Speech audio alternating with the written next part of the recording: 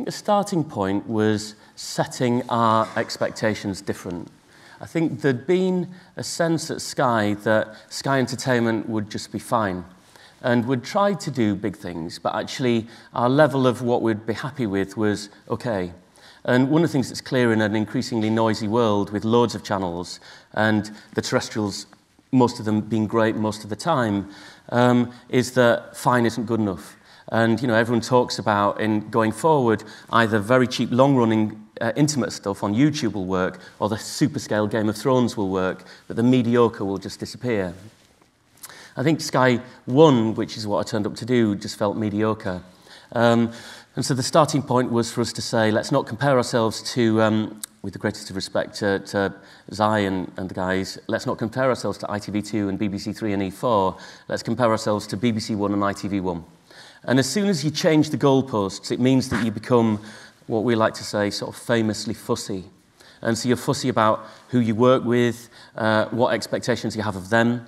You place expectations on yourself as a sort of leader to try and make sure you're hiring brilliant people who can teach you stuff and inspire you.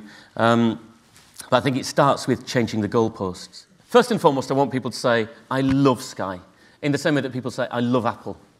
I want people to really feel passionately about what we do, love dealing with us. I think Jimmy Mulville said Sky is the new Channel 4. Yeah. I think when Channel 4 first came along, you'd love it. You'd love it for what it stood for, even if you didn't love the shows. 20 years ago, you had that, and they've used that brand resonance for 20 years. However long it's been going. I really want that on Sky. I think we've got that on Sky Sports, Sky Movies, Sky News. I think we're starting to get it on Sky One, actually. We've certainly got it on Sky Atlantic. 1 in 4 Sky subscribers put it in their top 10. 1 in 4 Sky subscribers said they joined Sky for Sky Atlantic. So we've definitely got it with that. I think this is terrible, but I would probably compare what I want to do more with orchestras. That I think, apparently, the Berlin Philharmonic is...